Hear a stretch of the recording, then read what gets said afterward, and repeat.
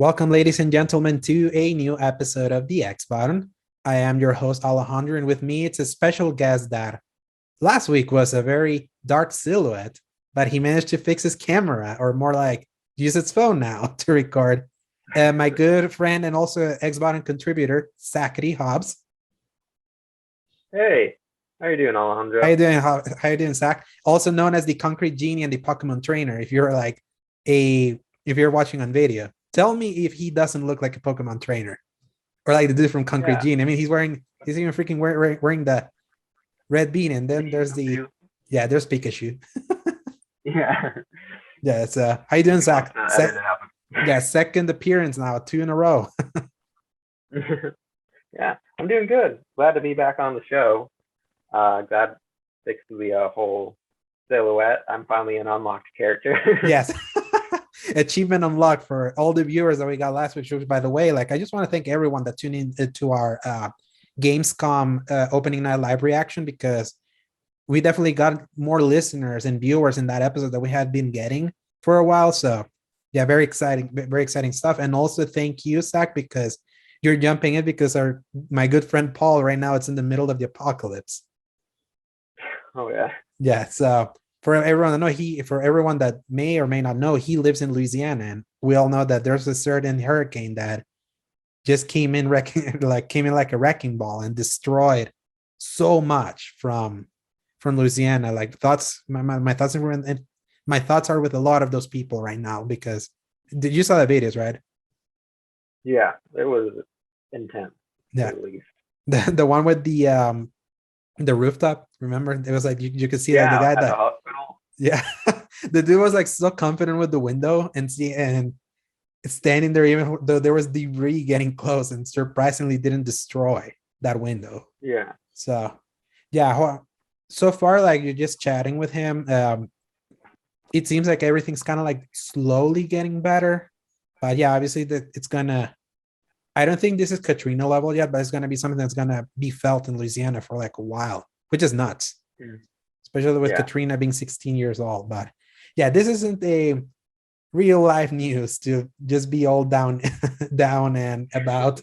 This is meant to be an escape from reality a little bit. So Zach, now that you came in at the show, that was kind of like a special episode, but give yourself a little bit more of an introduction. This is more going to be more a traditional episode compared to last week. Okay. So I'm Zach, or Zach P for long, as I say. I do animation on YouTube under the title Pathological Loser, Mhm. which I think I might be changing soon because that's a mouthful and I Yeah. think it's hard to spell. Yeah. So I might just go with Zachapy. And I'll start uploading there again more regularly soon. Actually, I'm scripting out a bunch of videos for the next year, I think. Mm-hmm. Yeah. And You've been what are like you saying? backloaded. You've been backloading, right? Yeah, I've been backloading so that Yes. I can have a more regular schedule instead of start, stop like I did with my first launch. Mm-hmm. Yeah, that's something that the backloading thing is something that I had discussed with Paul that we are gonna do, kind of like have some evergreen episodes that we can kind of put in at Mhm. random, like if things happened. And I knew I would have been right, because today would have been one to insert if considering things. But thankfully, since you've been part of the escape group that used to be Statics back 2 years ago, which feels like an eternity It's been now. so long. Yes, it's been so long. So yeah, it's like thankfully you're able to kind of be there to be like, hey, can someone jump in to help me while Paul is like sheltering sheltering in place. And last time it was PJ. He did the episode I did post E3. Ironically, it's Mhm. so funny. So like E3 happened, and the next episode, like Paul goes on vacation.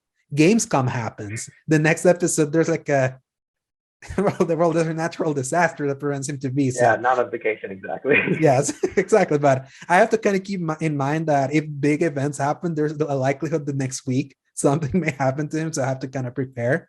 So Hmm.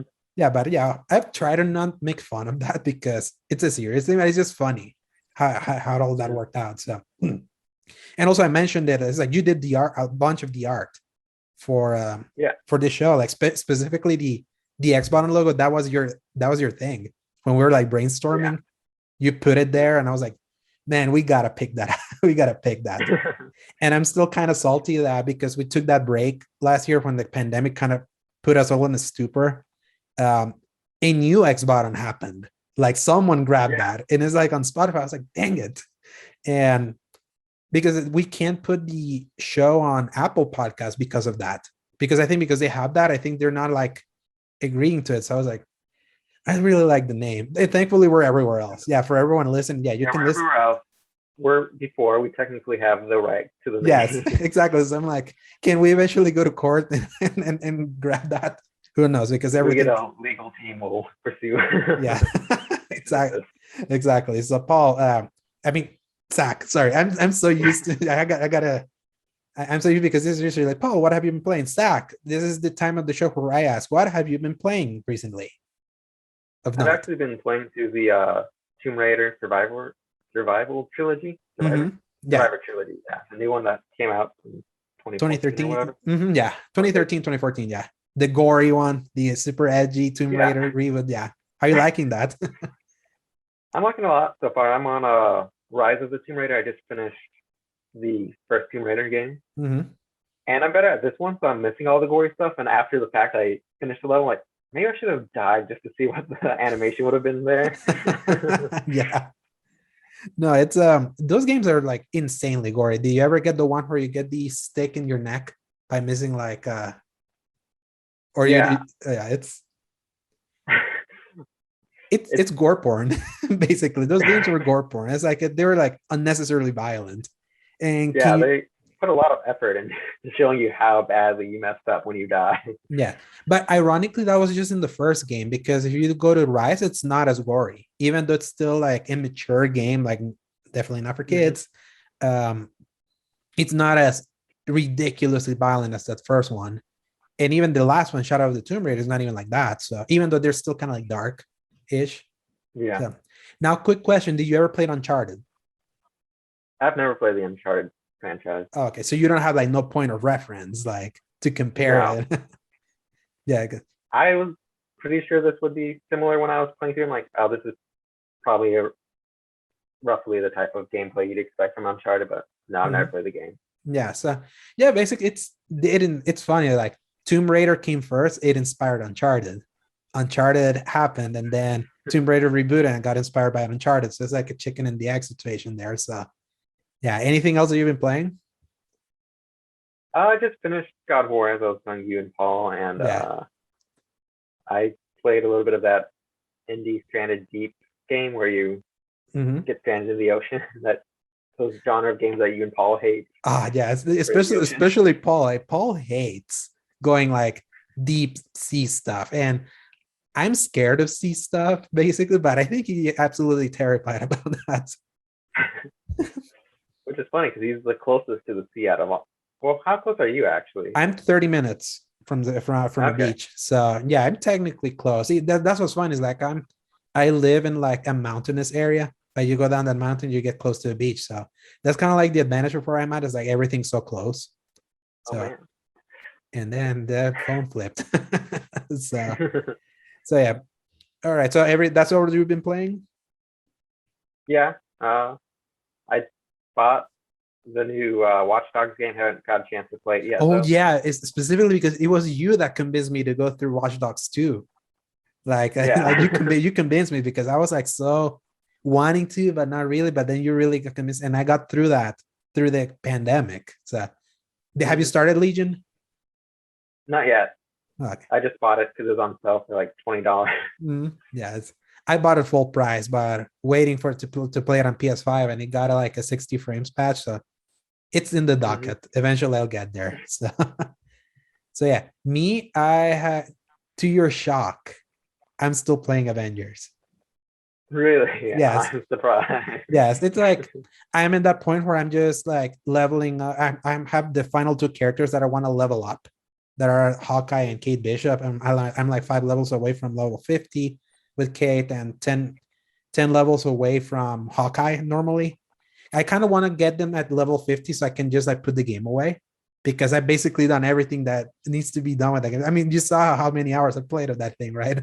You played too many, frankly. Yes, close to 200. between PS4 and PS5, and that's those saves carried over. So yeah, I don't know, Zach. Like, I don't know what is it about that game that I know there's a lot of it that's bad. Like, I will not deny it. But there's the good of it. I like so much that it stuck with me. It's like the first Destiny. It really is. It's like the first Destiny had a lot that was bad, but because it had that one thing that was core to it that was so good, it really carried me. And I like superheroes also. So having that kind of that helps. That helps a lot. Like, look, like I left Anthem buried really quickly, same as Division, on similar kinds of games. So this has the freaking Avengers. So yes, yeah, I've been playing that and played. I'm kind of going through the Metal Gear series again, kind of like because I keep chatting that I started the first game like a few weeks ago, then kind of took a break to go through, also going through the Assassin's Creed and Call of Duty for the articles that I want to write.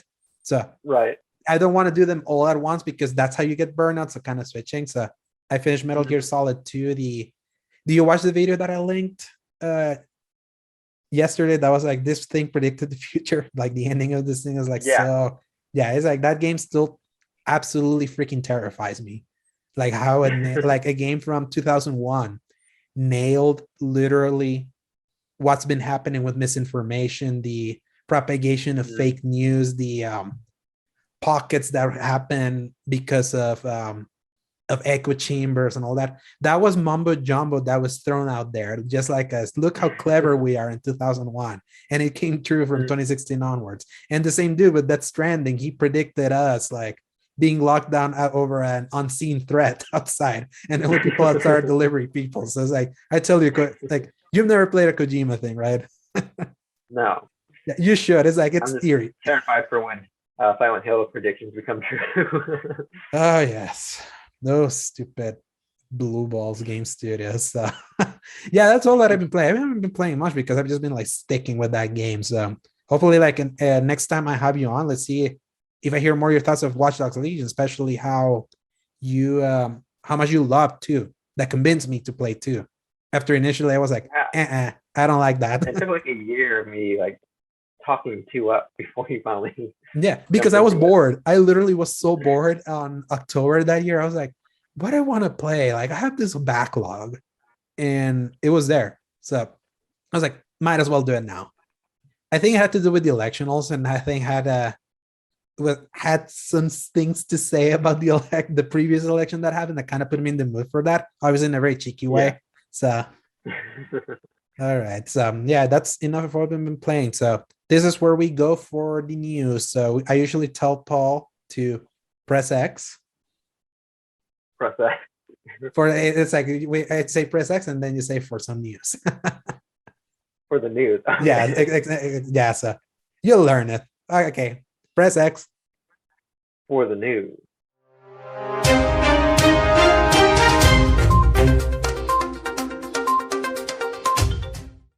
The internet, yes. So that's why we go quiet there. That's you're new here. You're new to like the actual version of the show, so that makes sense. So it's fun. This is serendipitous that I have you because you're from us. We like superheroes, but you're the comic book guy, as we mentioned last week. So this week, actually today when we're recording, was when IGN officially revealed the first deep look at Marvel's Midnight Suns, which was revealed at Jeff Keighley's opening night live, but you can watch our reactions from last week and last week's episode, and still confirm the release date window of March 2022. Let's see if it doesn't slip. Based on the 1990 supernatural crossover event Midnight Suns, but not a direct adaptation of the source material, the game is a tactical RPG with a card system where you take control of an original new character named the Hunter, and you lead a team involving characters like Iron Man, Captain America, Captain Marvel, Wolverine, and also more obscure characters like the Robbie Reyes Ghost Rider and Magic, which, knowing that they have magic, I know they're into some really dark stuff, and other characters as they take the fight to Lilith, the mother of demons, recently released by to the world by everyone's favorite villain group, Hydra. So the game will allow you to control like the Hunter and a mix of all the 12 different heroes that they're gonna have. And obviously there's like that strategy thing with cards, and also allow you that you can mix and match in different locales from like the Marvel universe, including like Avengers Tower, the Sanctum Sanctorum. You even go to hell apparently, which of course, and also because you play as a new hero as the hunter. When you're like in your base, you're playing as the hunter to go interact with the different heroes, like through an RPG system of conversation and all that. Kind of reminds me of Mass Effect. So yeah, it looks interesting. What do you think of the gameplay trailer that I told you to watch right before we recorded? So, first things first, it looks a lot better than Marvel's Avengers. I would agree. I would agree. Design. I would agree. 100% agree. I love that art style. Yeah.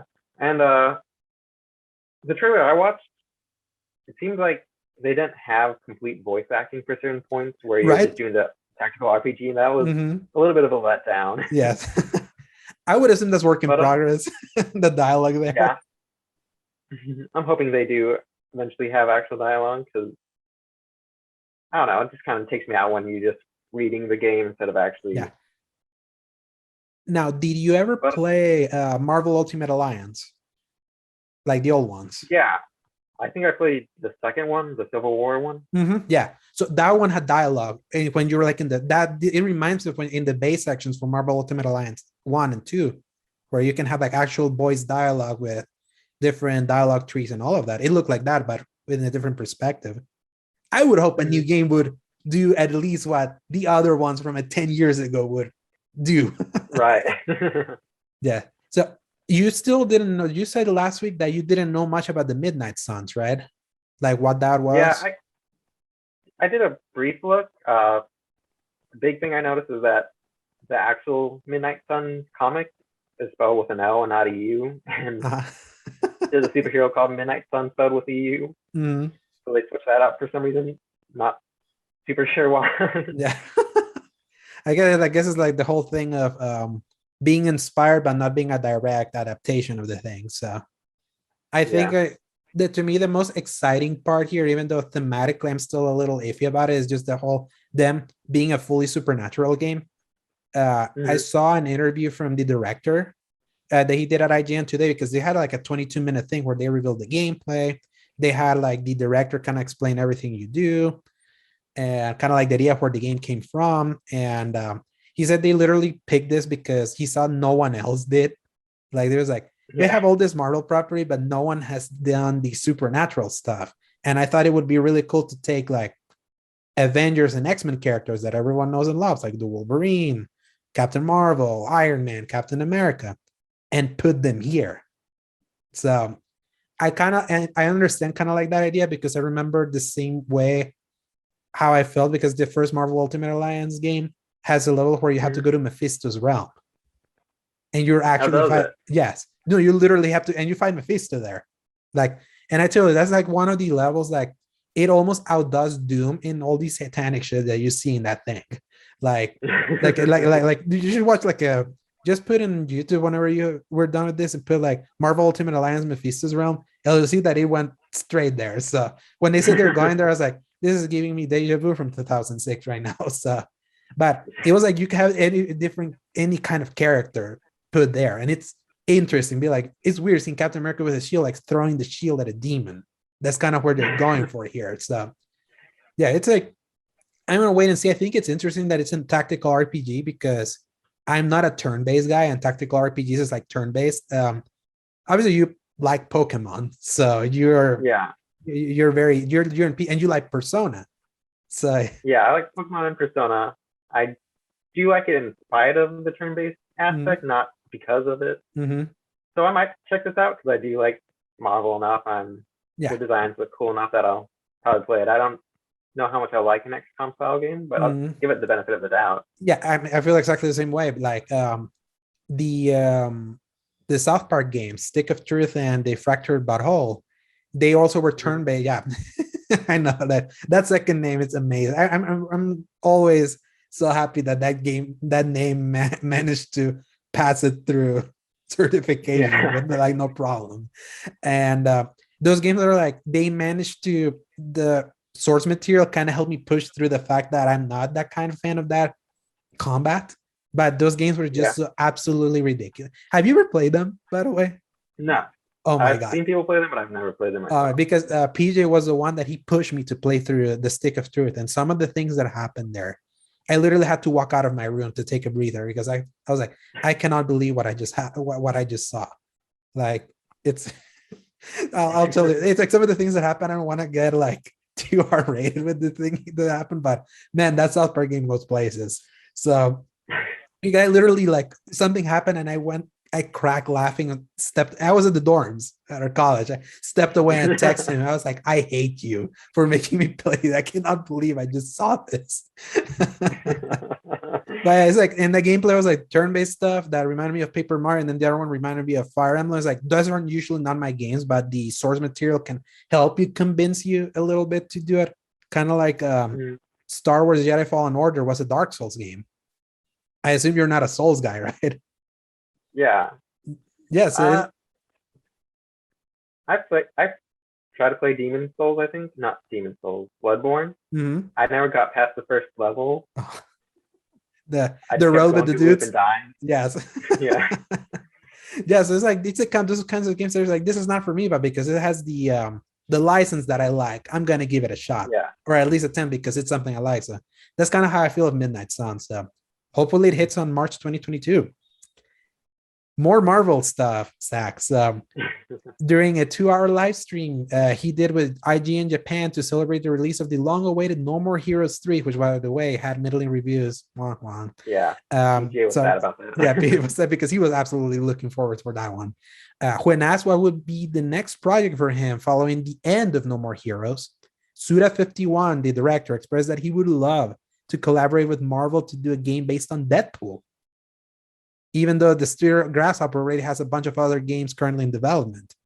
Still, the prospect of a game like No More Heroes in the style of Suda51 with Deadpool seems like a match ready to be made in heaven. So, did you ever play? I've never played the No More Heroes franchise, but I've seen enough of it to know that that style with Deadpool would definitely be a winning combination. Yes. And now, did you ever play Deadpool the game, like the standalone Deadpool game? Yeah, I did actually play the Deadpool game. My brother bought it, and then he never played it. So any way that you could try to play those games, those are really fun.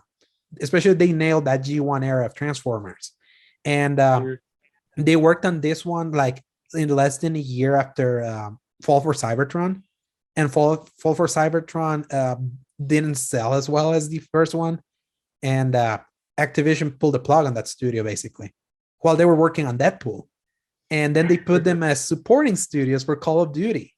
So it's like this is one of those tragic stories that these are the people that made those games, and now they're like enslaved to Call of Duty. So I would absolutely love that Suda51 Deadpool game, especially now that we were talking about this yesterday. It's like, it's so cool that superhero stuff is like so popular now. That because the Deadpool movies hadn't even come out when they did the first Deadpool game. Yeah, I don't think.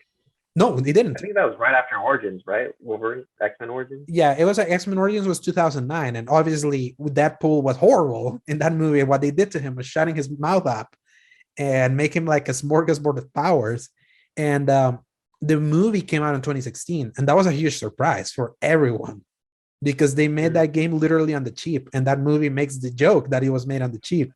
Like, it was made for like 50 million, and that movie made more than Batman v Superman, which is incredible. Like at least in the United States, like domestic wise, that's nuts. That a Deadpool movie made more than Batman ends versus Superman, and and obviously then we got Deadpool 2. Which one do you like better, the first or second movie? I think I like the first one better. Yeah, I feel the second one has the funniest scene, which is the like falling off the plane and everyone getting like killed there. That reminds me, immediately, especially that had the funniest Brad Pitt cameo ever, which was like the invisible dude. So that kind of reminded me, that was like the Suicide Squad beach scene before the Suicide Squad beach scene basically. So yeah, it's like Deadpool is like, people know Deadpool now, and I feel this would, if they let Suda 51, he has literally said, hey, I'd love to work on a Marvel game, and the Marvel people have been looking for people that want to make a Marvel game.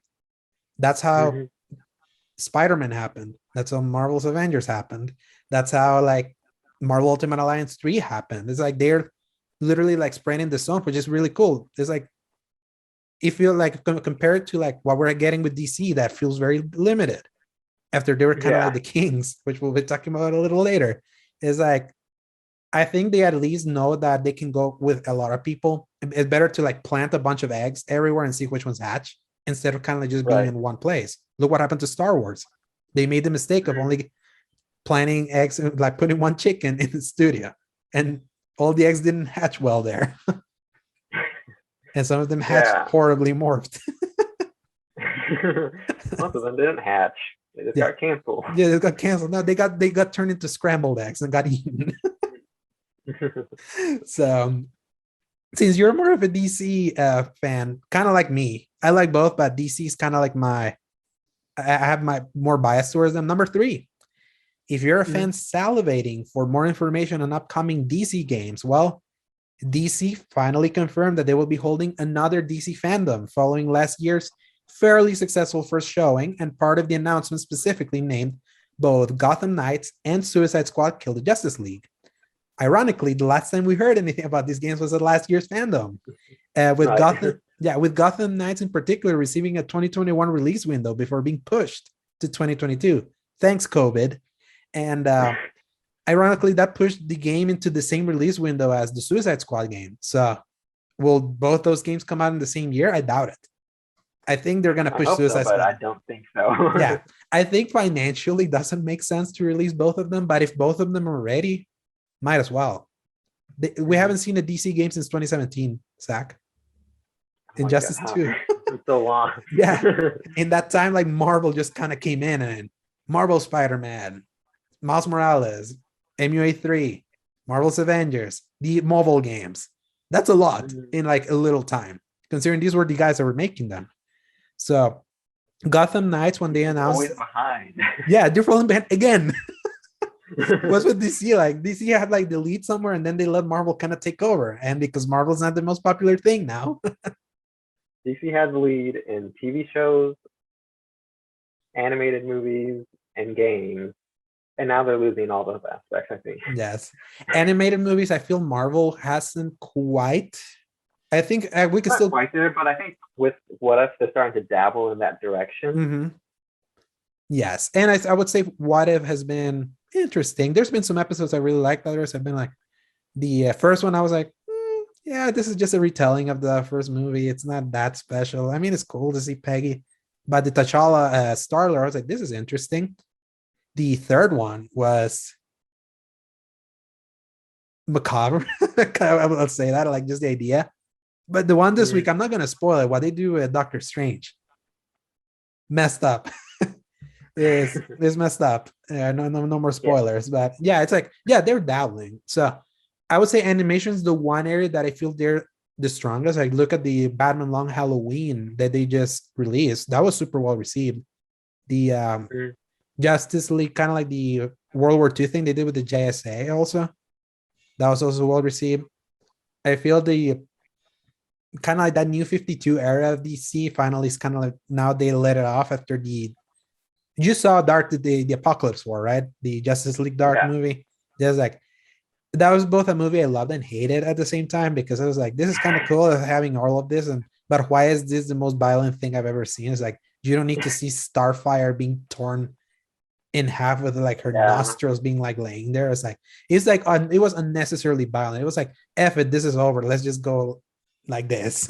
So yeah, Young Justice 3 had the same treatment where they were allowed to be violent, so they were just needlessly violent to the point it was just gratuitous and started to derail from the plot at a certain point. Yeah, so it's like for example, like a movie like The Suicide Squad to me worked because you kind of need that Suicide Squad to be kind of like that, and I feel they nail it. And that's the one case where I'm like, yeah, make it as violent as possible. This needs to be like that. That's kind of what makes the Suicide Squad cool, but it shouldn't be the approach for everything. So I would say, yeah, even though they stumble, that's the one area where they're ahead with like an animation. In movies, obviously, they couldn't be more behind.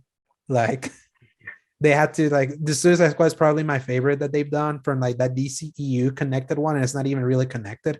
It was almost like a redo of the first movie. It was like, yeah, the other one sucks so much. We're gonna do a movie that is actually how it's done, but it's almost close to the same plot. Literally. I don't know, like if you see both movies, like it's literally almost the same. I don't know if that was intentional or not. And David Ayer had a good idea and he just got effed hard by these suits.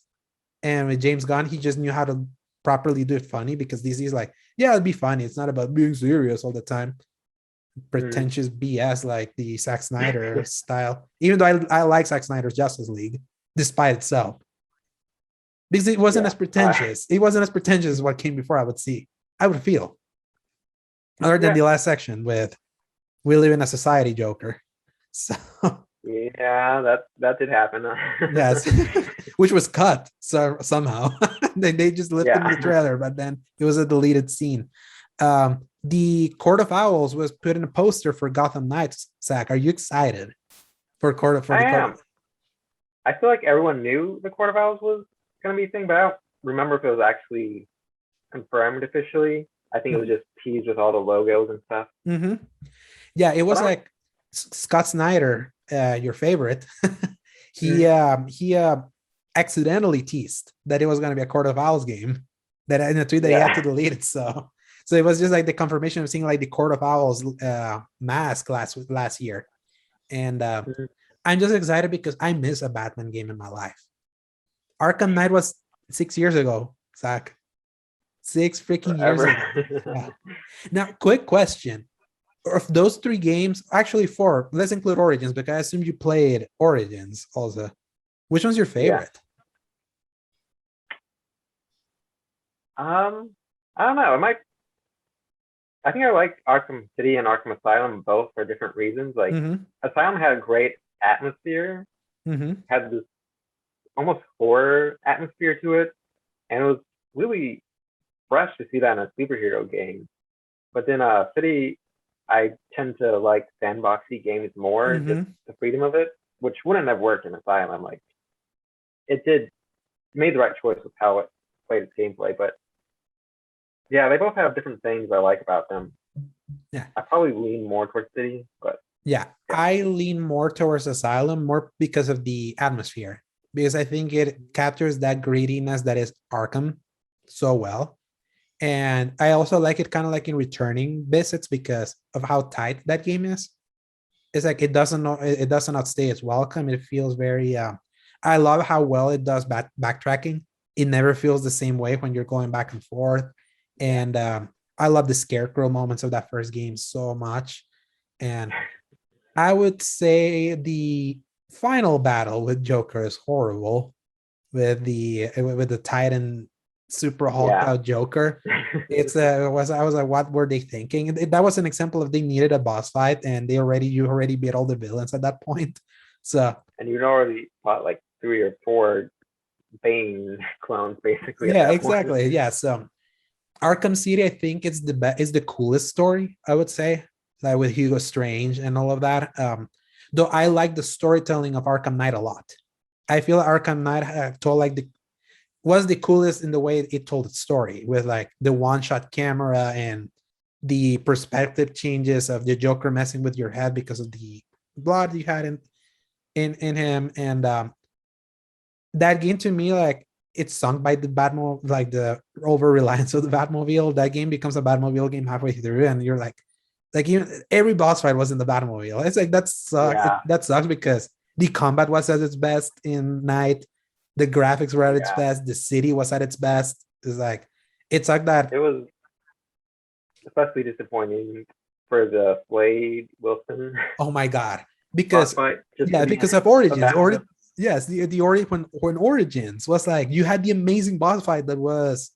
I think that was the best boss fight in Origins. I think that was probably my standout in Origins. Absolutely, and the way you fight Bane also in Origins, I think it's cooler than how you fight Bane in Asylum. Like the boss, definitely. Yeah, the boss fights of Origins, I think, are the best ones of the series, even though that was not a Rocksteady game.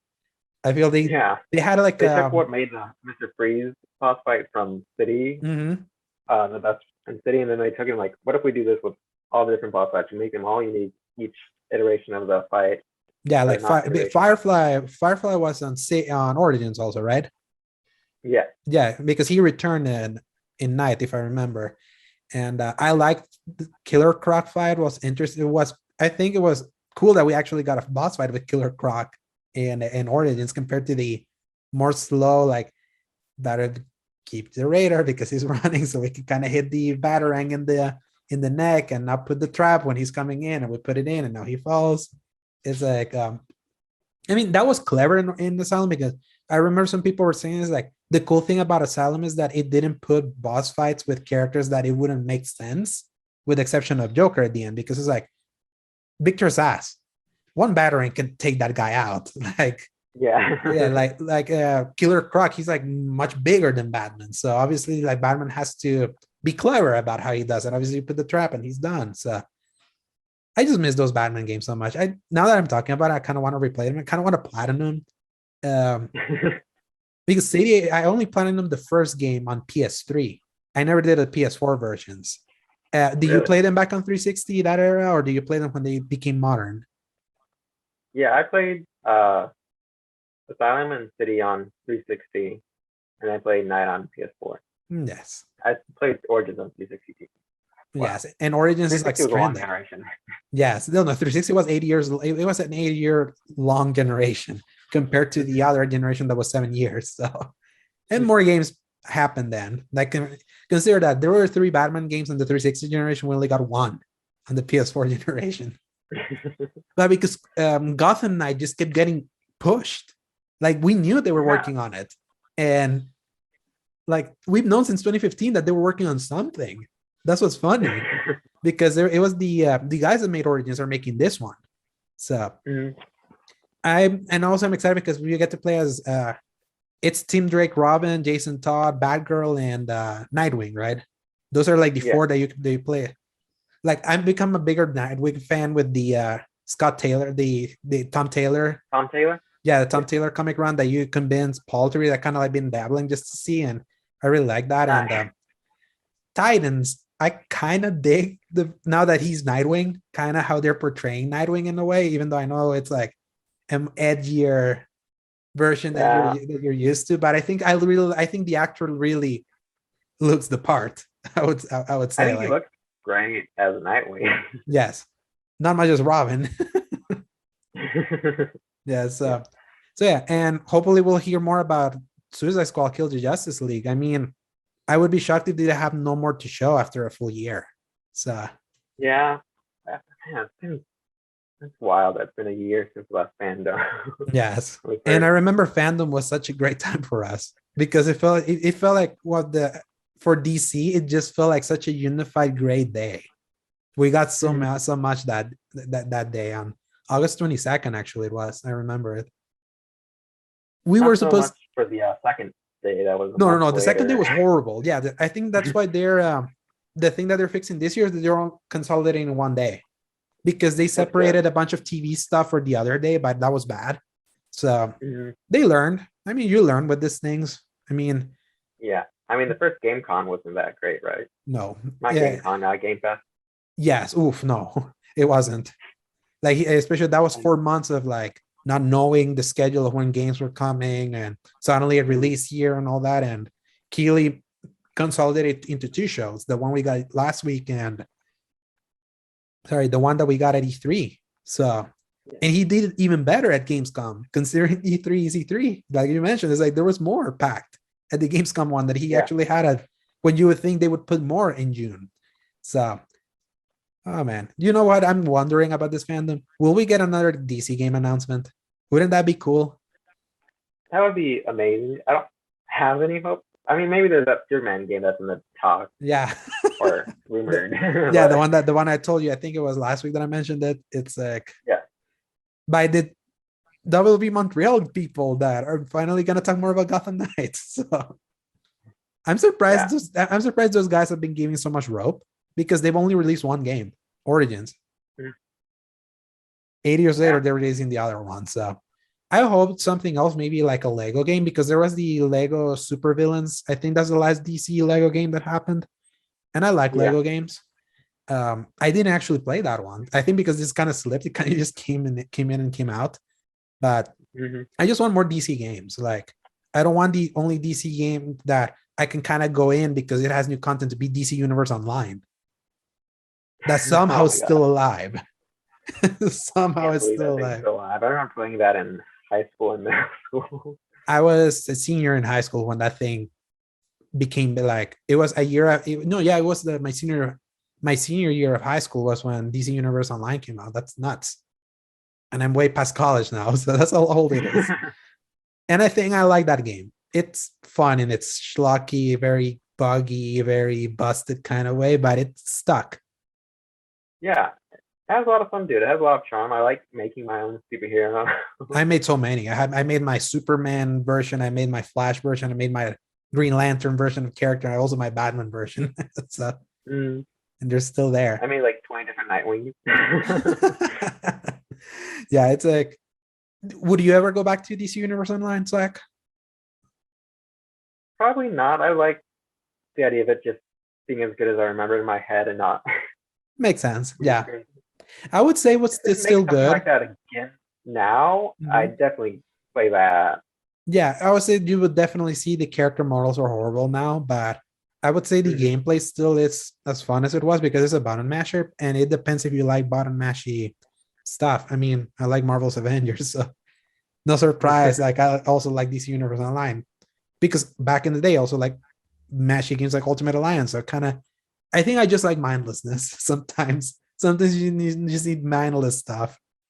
So yeah, you know what? That's something I don't think I appreciated is that how different each of the Marvel games are that come out. Like for DC, all we have are the Arkham games. Yeah, they all play the same, and we'll get Knights, which has a multiplayer aspect, but it's still just an Arkham game. Isn't it funny that it's almost kind of like what happened with the movies? Because obviously there was the Nolan stuff for Batman that were super high tier, and then that ended, and then Marvel kind of came in with variety and just kind of took it. Oh my god, it's really like history repeating itself. God dang it. Gotta evolve. Yes. Oh man. I think it's rule number one that if you're a modern DC fan, you should be used to disappointment, and then eventually you will get gold. D and DC stands for disappointment. Disappointment center. But hey, sometimes you get gold. Watch Superman and Lois, people. It's coming in September on HBO Max. And watch Stargirl. Stargirl's good. Stargirl, Superman, Lois, Doom Patrol. Yeah.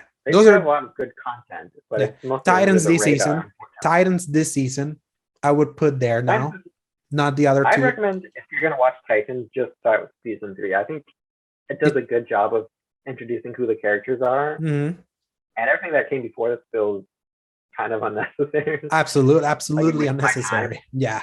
It's such a great jumping point. And I've liked this 5 episodes. Have you seen episode 5?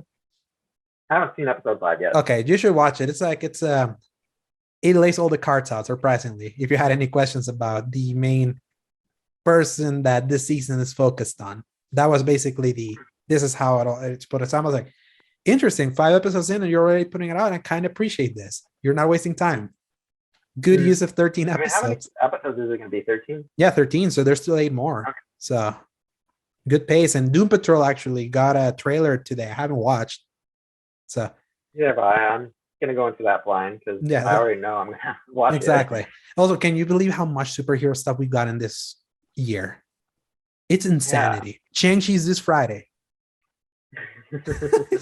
So think about that. It's Shang-Chi's this Friday, and I would say Marvel we got overloaded this year, like freaking overloaded. Yeah, it's like, which makes sense because last year we didn't get anything. Yeah, so I wonder if people are gonna get so used to having so much Marvel in one year that then when we're back on track, if they will feel the emptiness. But I would say, I keep saying that maybe this is the year where the ceiling breaks for Marvel for putting so much Marvel in one freaking year.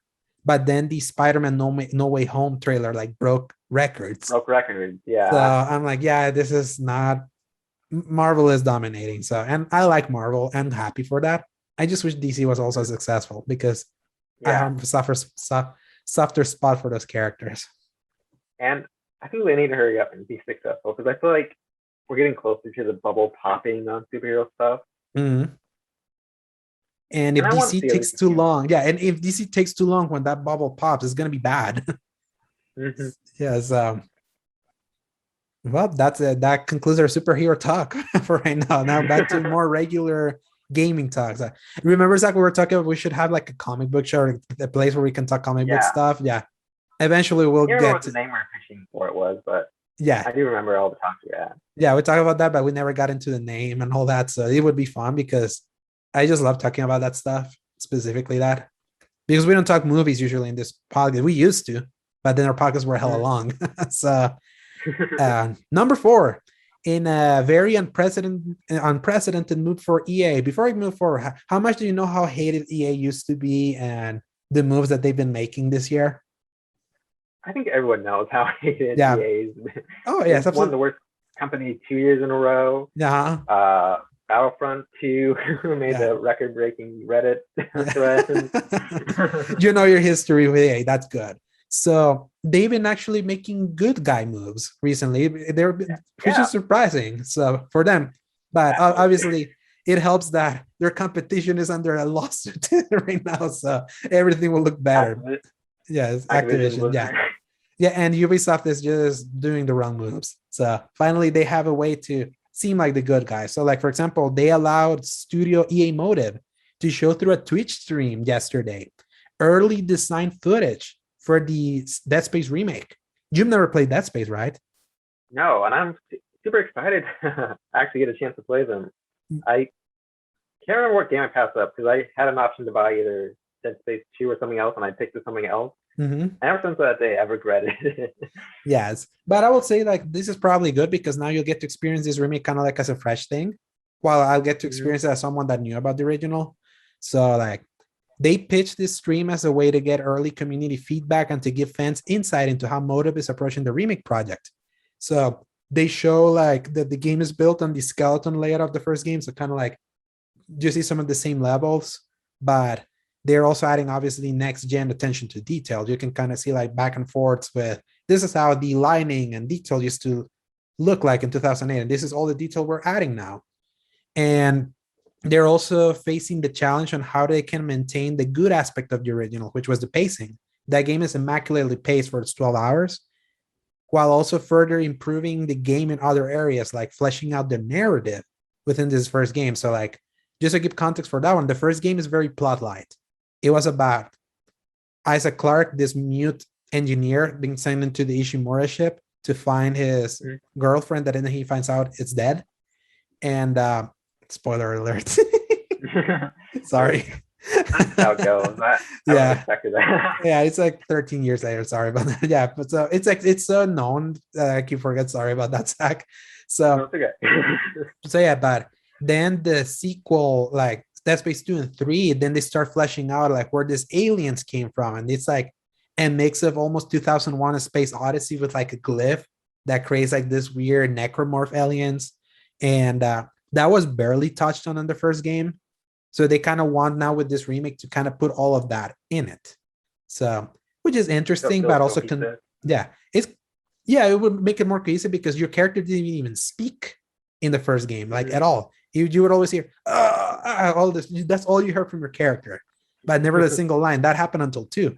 So they detail in the stream that they're bringing back the voice actor from Dead Space 2 and 3 to actually voice the protagonist Isaac Clarke in this in this remake.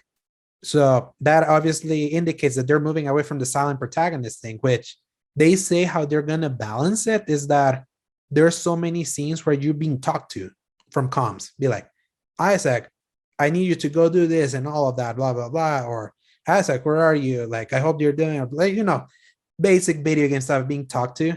They're gonna add voice of him answering back, but it's not gonna be like a Tomb Raider / Uncharted where he's walking and he's like quipping to himself, "Oh my god, this sucks so much," or like, especially if you play Tomb Raider, like she said, "Oh my god, this is like she quips to herself." Like they're not gonna do that. So the silent protagonist thing is gonna stick while you're in gameplay. That's what they said. So, and they also apparently they're gonna make Dismemberment, which was what made the combat of that game popular. That's like the first game that for you to like play that game, you have to make sure it's not just about you seeing an enemy and shoot him. It's like, no, you have to make sure you aim at the limbs and dismember them. And I had a brain fart there. Say Dismemberment 3 times fast. Yes. They're apparently gonna make different weapons. Well, some of the weapons, they're bringing a lot of the weapons back, but they're all gonna have different ways that they're gonna hit an enemy. Some weapons will dismember more. Some weapons are gonna like expose some of the flesh more that then can be put there. So they're making it a little bit more complex. So that will be interesting in practice, because one of, like, for example, in the first game, there was an achievement that if you play with the first weapon that you get in the game, which is a plasma cutter, throughout the game, you get an achievement. It's like, yeah, you didn't use anything else. You just use your plasma cutter. So are they removing that? Who knows? More importantly, the stream said, this is just starting production. So apparently they were in pre-production. So they just started production. And when in one of the podcasts with Paul, we heard a rumor that apparently the EA was aiming for fall 2022. You're just starting production now. This ain't happening. Especially if you want to do quality. If you want to be quality, this ain't happening in fall 2022. So I would say look for it in 2023. Zach, you haven't played Uncharted, but you did play the Last of Us games, right? I did play Last of Us, yeah. Both of them or just two? Because I know we talked about two. Both of them, yeah. All right. So what is Naughty Dog currently making since shipping The Last of Us Part 2? Well, working on new IP as well as continue work on established franchises, according to co-presidents Evan Wells and Neil Druckmann. Druckmann, which by the way is the creative director for Last of Us 1 and 2. So the most beloved person in the world right now. Sarcasm. Based on a recent interview they did at Game Informer, where they talked about the history of the studio and where they were and where they think they look what the future will be for the studio. It's an interesting interview. I would recommend you read it if you're interested in Naughty Dog. So while recent job listings suggest that what was once the multiplayer mode for The Last of Us Part 2 has evolved massively into its own multiplayer standalone title, the co-presidents reassured that the studio is still focused on delivering their trademark high-quality story-driven experiences, which, yes, because those are my kind of games. And we talked about last podcast, right, that the multiplayer aspect of Last of Us 2 was supposed to be the Battle Royale. Yeah, exactly. So we're getting another Battle Royale game, I guess. I know, yeah. But ironically, I would say that The Last of Us, with the name The Last of Us, kind of like serves itself well with the Battle Royale aspect. I just hope it's just not that. That would suck if they do that. Yeah. So they also said that they're always going to be cooking on new ideas, whether it's for new franchises that they make or for established franchises like Uncharted and The Last of Us. This is where it's interesting, Zach. The Uncharted mention is curious because when they were making Uncharted 4 A Thief's End, which released back in 2016, 5 years ago, that's nuts. The big push for that game was that they were making their last game on that franchise. That was the push. We're calling it A Thief's End. This is the end. Oh yeah, by the way, we're doing a small standalone title called The Lost Legacy. That was the expansion of this thing. But yeah, it was the last thing. We just did that because we said we're doing an expansion. But yeah, no, we're done. So how many franchises do you think have like the end and then it's not the end? Because oh my god, Star Wars was the first one. Indiana Jones. Indiana Jones: The Last Crusade. Yeah. You know how many Friday 13th movies there are? Oh my god, like 7, probably. There's 12. Oh, are you kidding me? Really? Yeah. Okay, they gotta stop with Friday. One's title was? The what? You know what the fourth one's title was? For Friday the 13th? No, please tell me. It was Friday the 13th, the final chapter. Are you freaking kidding me? They were going to end it at 4, and they ended up making 12. Wow. Although I think it's 11 in the franchise, and then the 12th one was Freddy versus Jason. I see. And they made another one after Freddy versus Jason, right? Or the reboot, Friday 13th remake or whatever. Oh well. Oh, funny enough, they did Friday the 13th remake as the 13th movie. very, very cheeky, clever way, because how can you put a 13th title when you already have Friday the 13th in the title? So considering both Uncharted and The Last of Us are two of Sony's most financially, wink, wink, successful IP they have, there's no surprise they're still considering working on them, despite what they had said before. So rumors earlier this year reported that an Uncharted game had already been in development, with Days Gone Studio, Sony band, providing support before they asked to be removed from it to work on a new game following the passing of Days Gone sequel, which you played and finished, right? Yeah. I love Days Gone.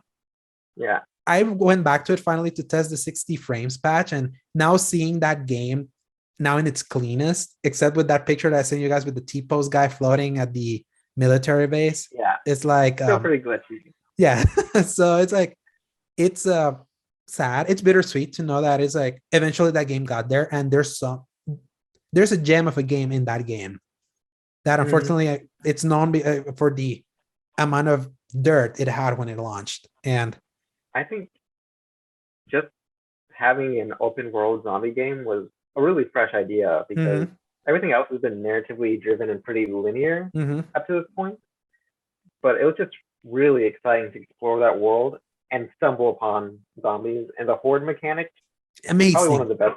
Amazing. Oh my God. It's like the for horde mechanic, because when I went back to the 60 frames patch, I still had to clean up the hordes, and I have forgotten how tense they are. They never stop being tense. Like, seeing all the amount of zombies are coming out in the world, and you see an army of zombies just walking by. Yeah. Especially like early on, it's super cool. Yeah, it's super cool when you're stumbling up, like stumbling on them. Like, it's sad that the hordes didn't become like a core story thing until near the very end. Like the mission that sends you all the way to the windmill, the Sahel windmill, which was the first thing they demoed from that game back in 2016. It's crazy that was near the end. That should have been near the beginning. So yeah, it's bittersweet, but I feel now that it's like on PS Plus. Do you hear me there?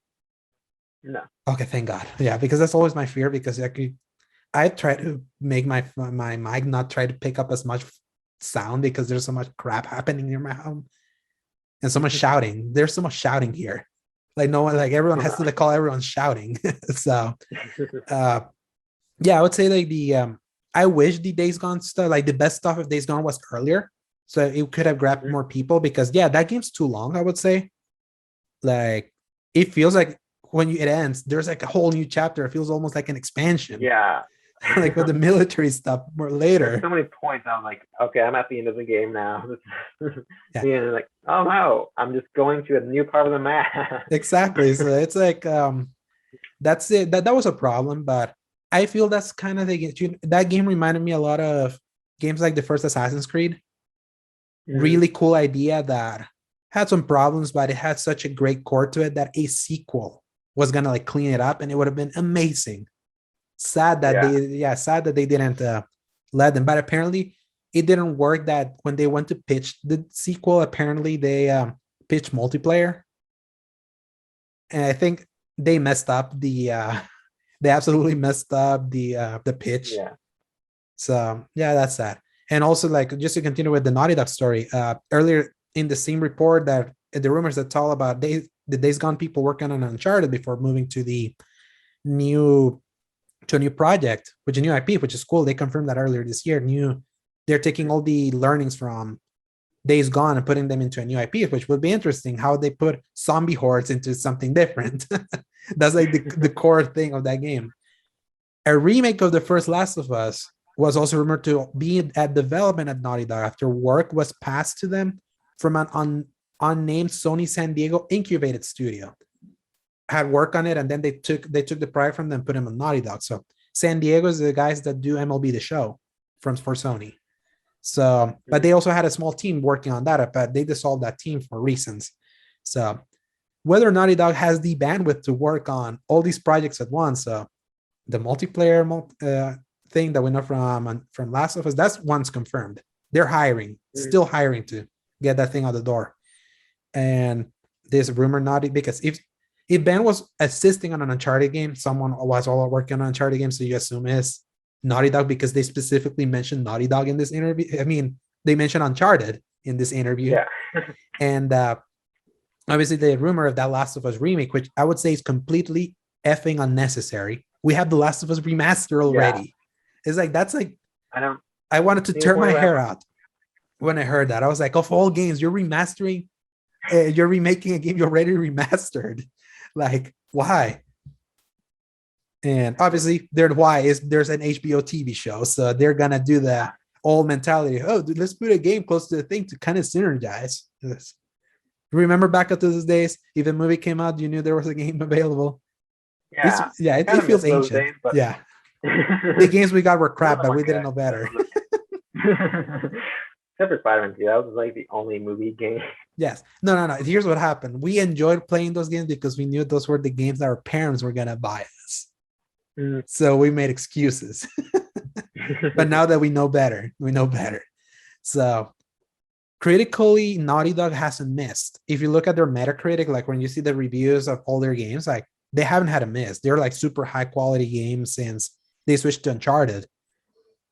Fan reaction though, we know what happened with The Last of Us Part 2 following the leaks and the reaction to Part 2. That was their most divisive title yet. So it'll be interesting to see how they approach their brand new title. So not the multiplayer or not a remake and all that. Like whenever they actually do something new, will they do something as equally controversial? What do you think of Part 2? Zach, kind of like I said, now that you were a little removed from it after you had played it and all of that. I think I liked it both when I played it and now. Like I understand why it's polarizing for longtime fans. But as someone who just played it when you played the first game, when the second game came out, I really liked it. I thought it was a good story. I was not a huge fan of switching over to playing the Abby side of the story, just because at that point I wanted the game to be done, and I notoriously hate cult plots, and that was all Abby's story was. Yeah. Oh yeah, forgot about your specific pet peeps to cult stuff. So yeah, that's why Riverdale season 3 was a slog, right? Yeah, that was tough. Yeah, it's like because I always said that was like the game that stuck with me the most in 2020. Like I thought about it a lot. Like that is stuck, like its gut punch of an ending stuck with me. And I understand the problems, but I feel it's like I can't objectively look at that game and not say it's like one of the best games ever made. Just like from a technical person, like I feel that game has a craft to it that is just so unseen in many games, like till this day. And the story obviously is not one that I 100% agree, but I still feel that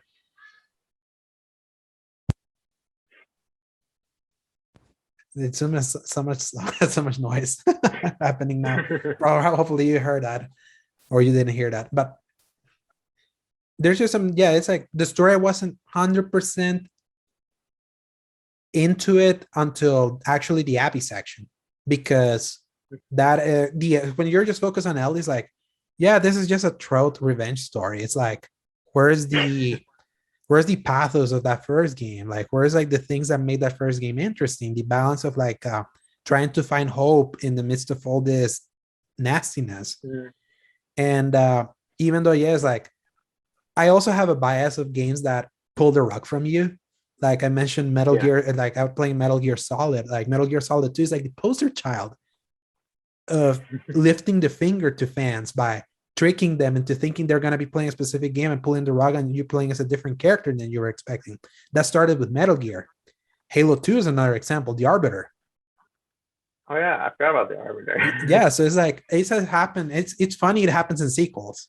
It isn't funny, like Metal Gear Solid 2, Halo 2, The Last of Us Part 2. And I would say like one thing that I did like that The Last of Us Part 2 does is that unlike Metal Gear Solid 2, like when you switch to this other character, you're stuck with him until the credits. Like you don't get to play with the character you start playing. And in that game, you only play with the main character you think you're playing for like 2 hours. And then the rest of the game is with this guy. With Halo 2, it was jumping from Master Chief, then you go to Arbiter, then go back to Master Chief and all that. You're seeing both sides of the conflict. And then that game made the mistake of ending on the Arbiter side of the story. And then when you're back to Master Chief, that game just cuts and ends. And and Last of Us, at least it puts you back into Ellie's shoes. But that's when I was put back in Ellie's shoes, I had realized that I actually liked the Abby section more. Because Abby section had the better set pieces. Yes, exactly. Yeah, I knew people weren't gonna like her, so they made the gameplay more exciting. Oh yes, but I would say also the story is like it's there where you find the hope that you were that you wanted from the original, because it's there that you actually see that revenge didn't amount to anything, and Abby in a way trying to, in a very cliche, very heavy-handed way, I would say, trying to find a redemption to her. Yeah. And with her relationship with Lev, to the point that then she then she stands for Lev against like the Seraphites and all that, and that horrifying final set piece at the island with the fire and all of that. Oh, yeah. That was nice. I can't believe that game went all the way there. Also, it was like that felt excessive at that point. But but yeah, it's like I feel like story-wise, it's like that's the part of the story that I think gave the game dimension. At the very least, it didn't make it just a trite revenge story. And a lot of people are like, this is a revenge story where I didn't get the revenge, blah blah blah, this sucks and all that. I'm like, it's interesting to see people that they really were like so all in on revenge. And what does it say about me that I actually did appreciate that it didn't end up on that? And it actually tells you that going down that path is a path of misery. So yeah. So yeah, I will say that I think I wish it ended with that confrontation at the theater instead of Ellie going on a second revenge quest immediately after that. Yeah. So at that point, I feel like it was overkill. A little, They got the point across. Abby, I don't know that she redeemed herself, but she showed that revenge wasn't going to solve anything there. Exactly, especially because she had already gone one path. She already got her comeuppance by losing all her friends. Also, like remember, I remember, like, I mean, she lost Owen, she lost pregnant Mel. Oh man, that's it's like that game. That game was, I think it's a game that just sticks with you, I would say, and love it or hate it, at least I'm glad they at least took that kind of swing, because I don't know if they will be allowed to take that kind of swing again, because they got pummeled in the public relations side for that leak. So, oh man, that was awful. Like, people were truly toxic to the developers, everyone involved there. Horrible, just absolutely horrible. Just how toxic, like just the level of toxicity that was leveled at a Naughty Dog there was just like unnecessary. It's like, it's probably the worst side of fandom in a way. It's like you just saw that. It's and it sucks that kind of dominated the conversation of the game itself. Like, there was no way to objectively praise the things that it did well, because everyone just so hung up on that leak and Joel dying and all that stuff. Even though Joel was a lot in the game, more than I thought he was going to be. Yeah. He was just in disorder, basically. So yeah, it's kind of rush through these other two stories real quick, and it will be done. So number 6.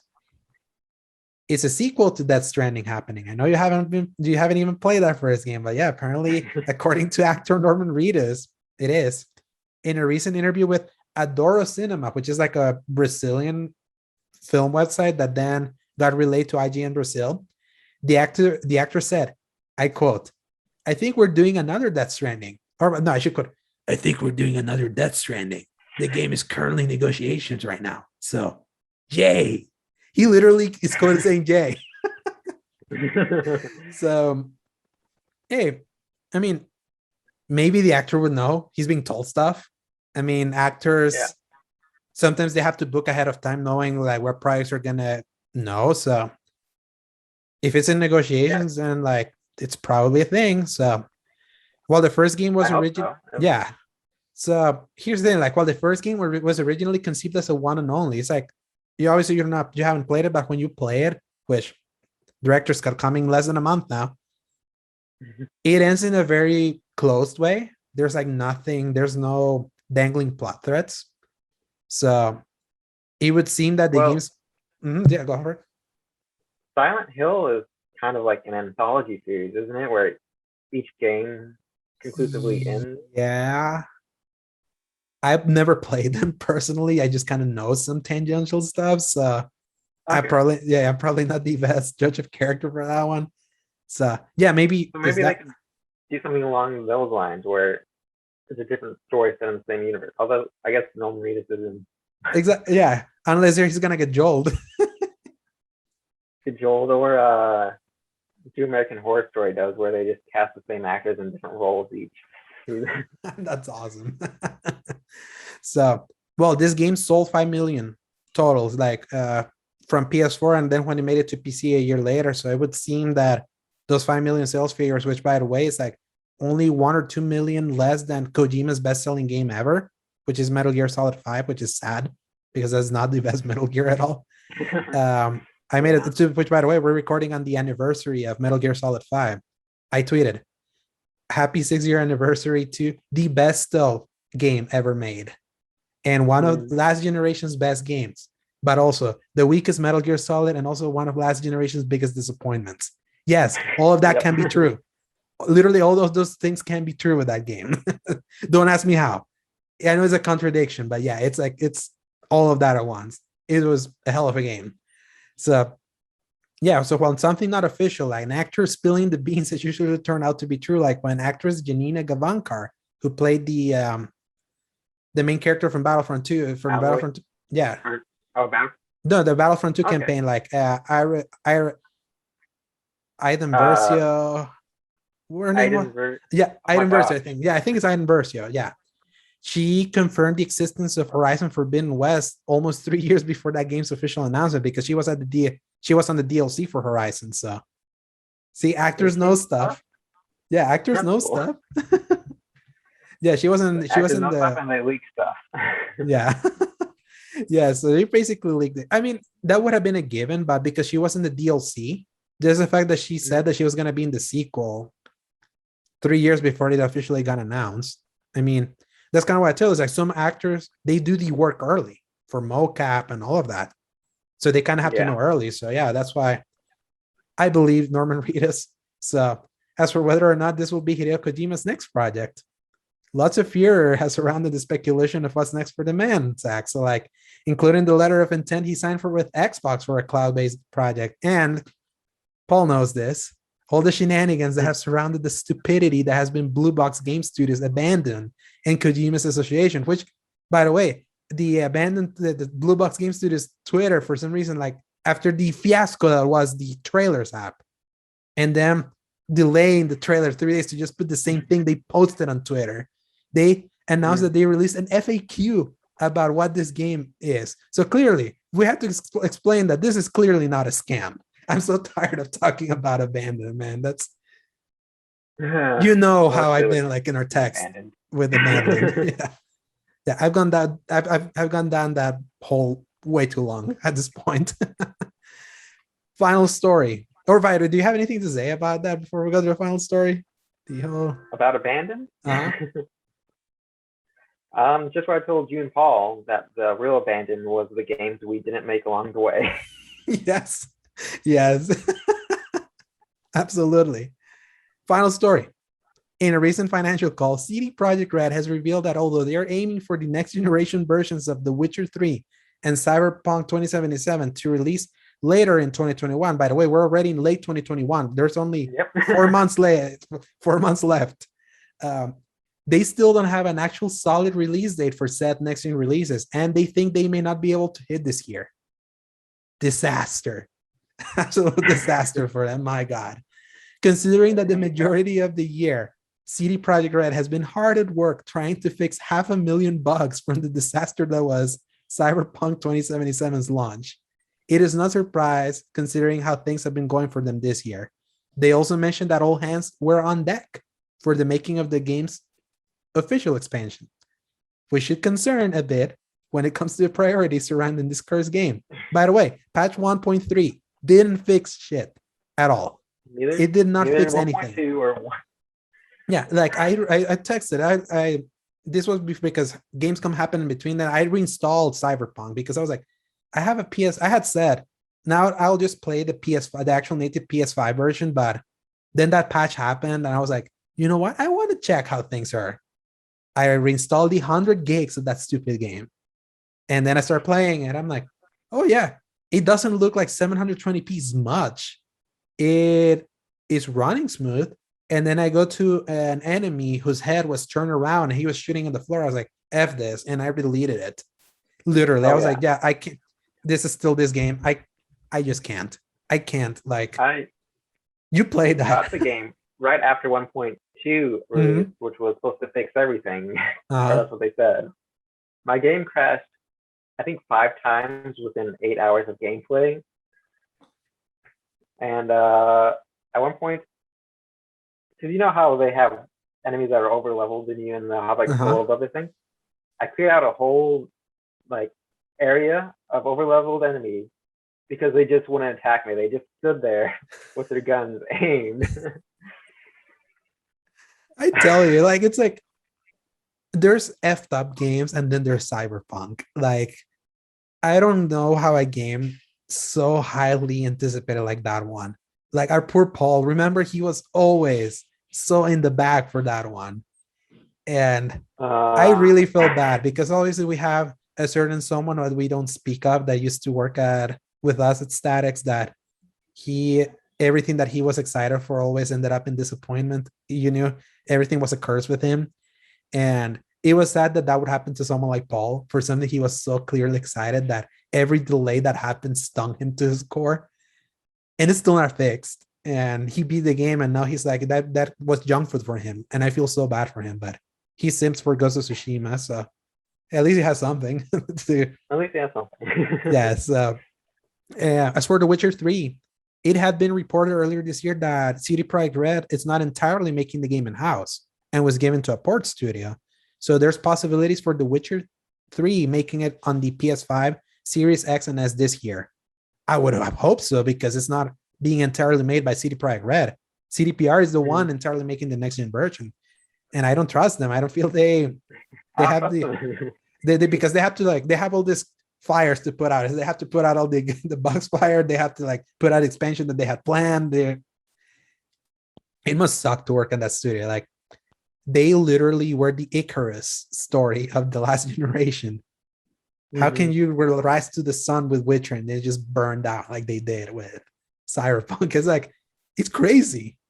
That was 2020 giving us the final finger to all of us. This year hasn't sucked so much. Well, the most anticipated game sucks. Man, I'm never gonna live that down. Oh man, yeah, never. And of course, because that person that shall remain unnamed, he also was excited for that game. So that was the final curse.